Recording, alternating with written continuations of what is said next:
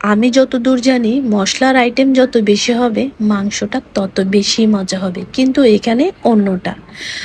আমি 1 কেজি মাংস নিয়েছি, একটা আপুর রেসিপি দেখে মাংসটা আজকে রান্না করব, কিন্তু সামান্য কিছু মশলা দিয়ে, যেগুলো মানে একদম মশলা বললে না বললেই চলে আর কি।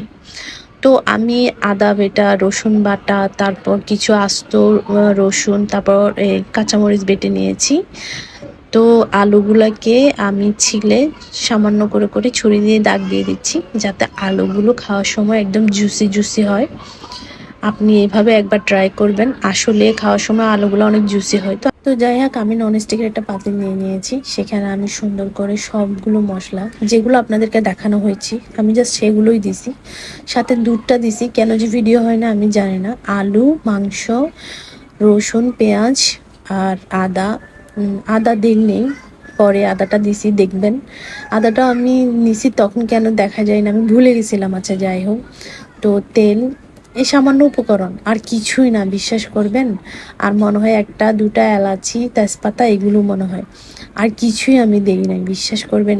এর উপরেই আমি রান্না বসাই দিছি। তো আমার গাছ থেকে লেমন গ্রাস ছিল, আমি আমার গাছ থেকে ছিঁড়ে এনে লেমন গ্রাসটা দিয়েছি। লেমন গ্রাসটা যখন আপনি দিবেন, খাওয়ারের টেস্ট এবং ফ্লেভার অন্যরকম হয়ে যায়।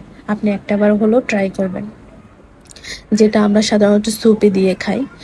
তো যাই হোক, আমি ভালো করে কষাতে দিয়ে দিয়েছি। আমি যতটুকু পানি দিয়েছি মাখানোর সময়, ততটুকু পানির মধ্যেই আমি এটা কষায় রান্না করব। তো আমি কিছু শুকনো মরিচ ধুয়ে সুন্দর করে সেগুলো দিয়ে দিয়েছি। তো আমার কাছে টমেটো ছিল না, আপুটা টমেটো ইউজ করছিল, তো আমি টমেটো সস ছিল একটু করে দিয়ে দিয়েছি। তো এর ফাঁকে আমি ধনিয়া আর জিরা ভালো করে আমি টেলে নিয়ে আমি বেটে নিয়েছি। এখন আমি ধনে আর জিরার গুঁড়োগুলো একটু করে মানে কষানো হয়ে গেছে অনেকটা, এখন আমি উপরে ছিটিয়ে দিয়েছি, কারণ একটু পরে আমার রান্নাটা হয়ে যাবে। অর্ধেকটা রান্না আমার হয়ে গেছে।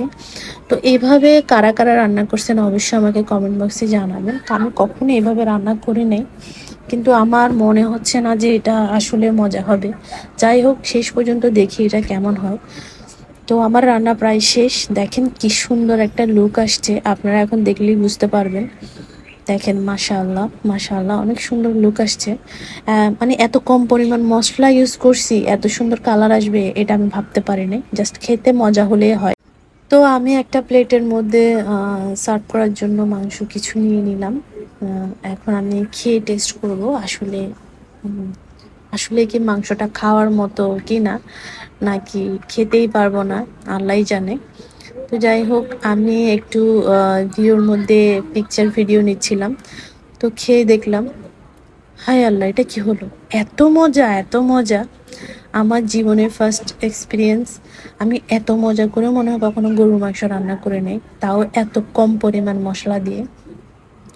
যাই হোক, আমি সাথে সাথে দেরি না করে ভাত নিয়ে মাংস খেতে বসে গেলাম।